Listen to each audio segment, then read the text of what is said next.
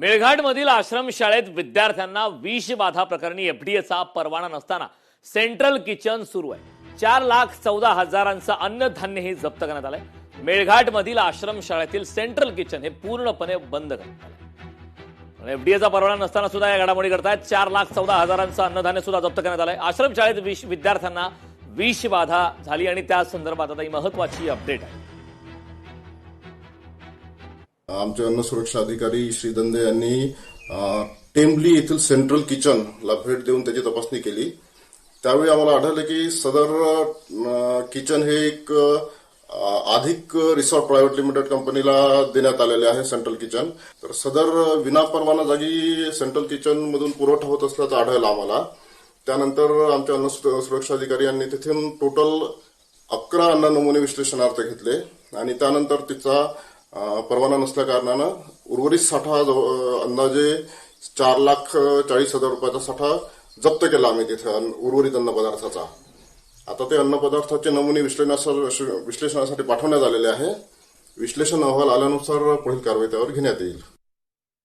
या संदर्भात ताजे अपडेट देण्यासाठी आपले प्रतिनिधी अमरावतीमधून सूरज दहाट आपल्या सोबत जोडलेत।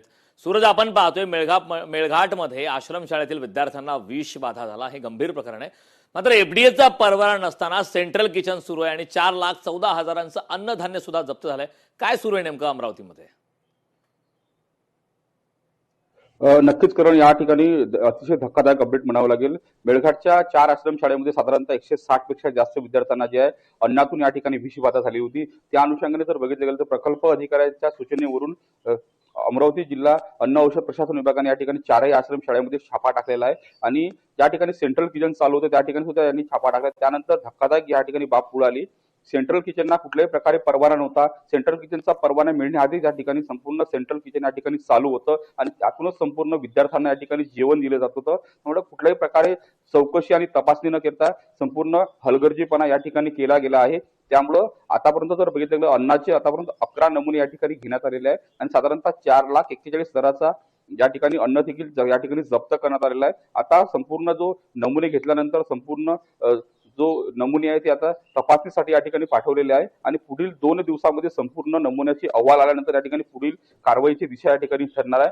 आपल्याला माहितच आहे की या ठिकाणी अमरावतीच्या मेळघाटचं प्रकरण संपूर्ण राज्यभर या ठिकाणी गाजलेलं होतं, कारण का विद्यार्थ्यांच्या आरोग्याची अक्षरशः जीवाशी या ठिकाणी खेळ या ठिकाणी सेंट्रल किचनच्या माध्यमातून खेळला गेला होता। पुण्याची संपूर्ण सेंट्रल किचनची कंपनी आहे। साधारणतः अमरावतीच्या मेळघाटमध्ये 8 ठिकाणी संपूर्ण या ठिकाणी सेंट्रल किचनचं जेवण या ठिकाणी चालू होतं। मात्र अतिशय निकृष्ट दर्जाचं जेवण होतं, ते खाण्यायोग्य जेवण नव्हतं। कच्चं अन्न या ठिकाणी दिलं जात होतं आणि ज्या ठिकाणी अन्न बनवते त्या ठिकाणी सुद्धा अतिशय अस्वच्छता या ठिकाणी अन्न औषध प्रशासन विभागाच्या अधिकाऱ्यांना या ठिकाणी आढळून आली। साधारणतः 2 दिवस संपूर्ण अन्न औषध प्रशासन विभागाच्या विभागाने या ठिकाणची सेंट्रल किचनची या ठिकाणी झाडाझडती घेतली आणि त्यानंतर संपूर्ण अहवाल या ठिकाणी तयार करण्यात आलेला आहे आणि फक्त प्रतीक्षा आहे की आता नेमकं अन्नामध्ये नेमकं कशा प्रकारे हलगर्जीपणा केला, नेमकं अन्नामध्ये नेमकं काही वेगळं काही या ठिकाणी मिसळलं गेलं होतं की काय, असं या ठिकाणी शंका जो अन्न औषध प्रशासन विभागाच्या अधिकाऱ्यांना येत आहे। त्यामुळे 2 दिवसांमध्ये अहवाल आल्यानंतर नेमकं पुढील कारवाईची दिशा नेमकं काय ठरणार हे सुद्धा बघणं महत्त्वाचं आहे। तुर्तास जर पाहिलं तर सेंट्रल किचनच्या मालकाविरुद्ध या ठिकाणी गंभीर स्वरूपात या ठिकाणी गुन्हा दाखल करण्यात आला आणि तिची संपूर्ण चौकशी सुरू आहे आणि त्यांना अटक करण्यासाठी जर बघितलं गेलं तर धारणी येथील पथक सुद्धा या ठिकाणी एकूणच या ठिकाणी रवाना झालेलं आहे। मात्र आता अहवाल आल्यानंतर जर पाहिलं तर पुढील नेमकं कशा प्रकारे कारवाई होतं, सोबत त्याला ब्लॅकलिस्ट केलं जातं की काय आणखी काही पुढील कारवाई होतं हे सुद्धा बघणं महत्त्वाचं असणार आहे। करण, नक्कीच सूरज, खूप खूप धन्यवाद या महत्त्वपूर्ण अशा माहितीसाठी।